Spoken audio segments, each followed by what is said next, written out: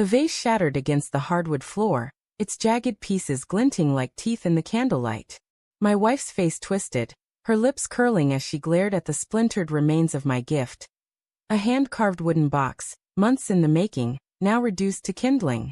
"I don't want handmade junk," she spat, her voice sharp enough to slice through the quiet of our dining room.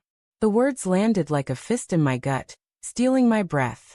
5 years married, and I'd never seen her eyes so cold, so foreign. The air smelled of wax and regret, the dinner I'd cooked cooling untouched on the table. I stood frozen, my hands still outstretched from offering the box, now empty, as her heels clicked toward the kitchen. The trash can lid slammed shut, echoing like a gunshot. I wanted to scream, to demand why, but my throat tightened, trapping the words. Instead, I sank into the chair, staring at the mess of wood and glass. The box had taken weeks of late nights in the garage, sanding until my fingers ached, carving her initials into the lid with a precision that felt like devotion. She'd always loved my woodworking, hadn't she? Her laughter, her soft, "You're so talented" from years ago, flickered in my mind, but it felt distant, like a memory from someone else's life. Now, her rejection stung with a venom I couldn't place. Was it just the gift? Or was it me? The house was too quiet. The ticking of the clock above the mantel gnawed at my nerves, each second stretching the silence into something oppressive. I replayed her words, searching for clues. Handmade junk. The phrase was cruel, but it was the way she'd looked at me, disdainful, almost pitying, that churned my stomach.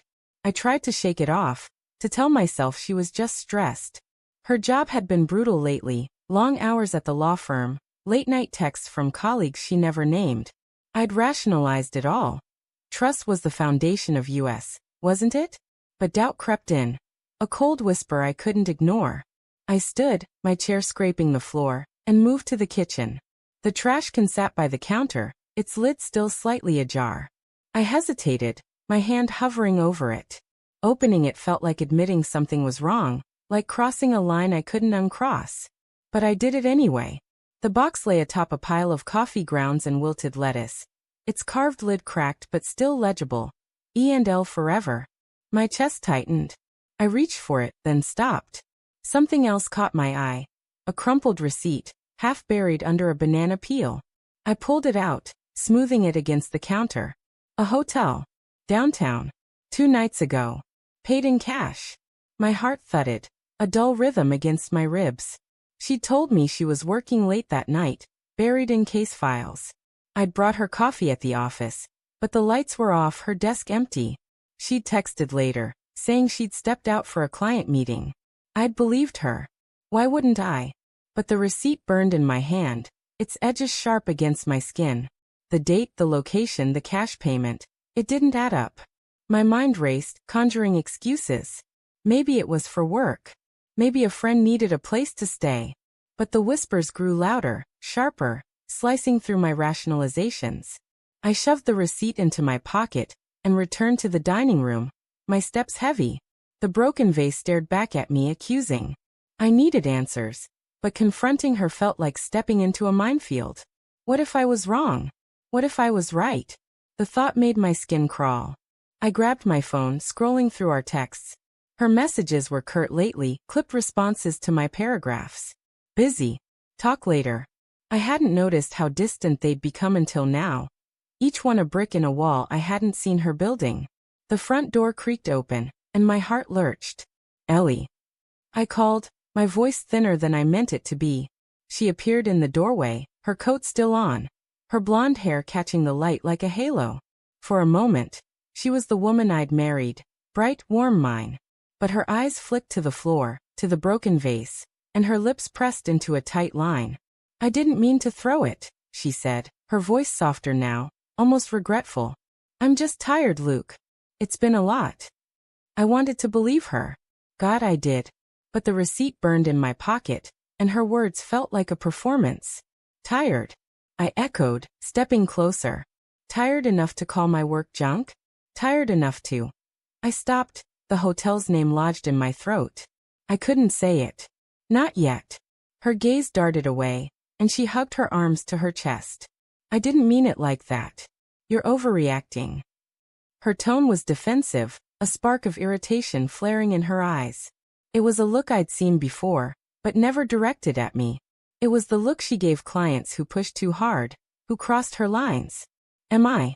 I asked, my voice low. The air between us crackled, thick with unspoken accusations.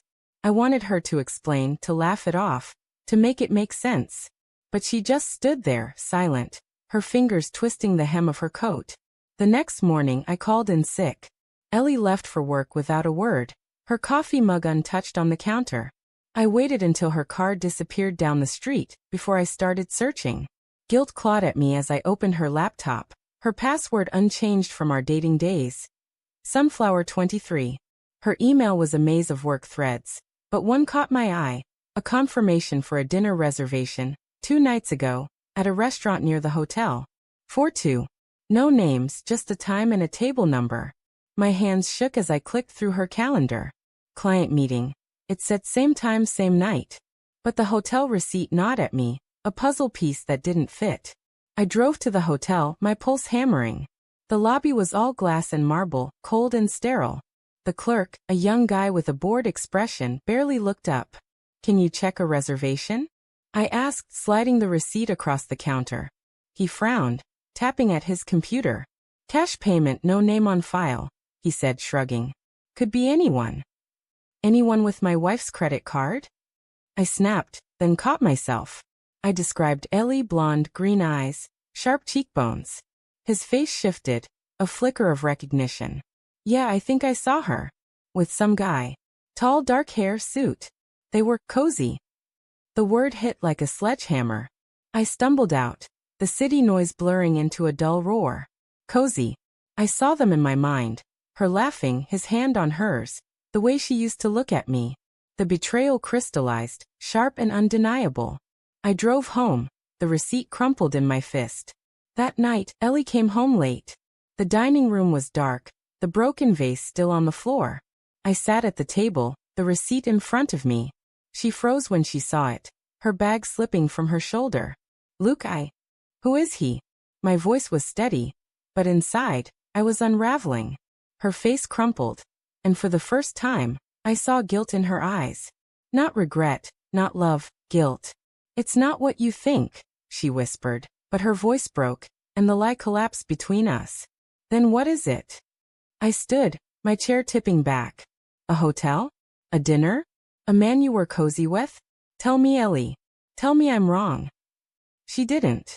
She sank onto the couch, her hands covering her face. It was a mistake, she said finally, her voice barely audible. A colleague. It just happened. The words were a blade, twisting deeper with every syllable. A mistake. As if that erased the nights I'd spent carving her gift, the years I'd spent believing in us. I wanted to hate her, to scream, but all I felt was emptiness. The box, the vase, the receipt, they were all pieces of a life that no longer existed. I walked to the door, my hand on the knob. Happy anniversary, I said, my voice hollow. I stepped into the night, the cold air biting my skin, and left her with the wreckage of our trust. Behind me, the house stood silent, a tomb for the love we'd buried.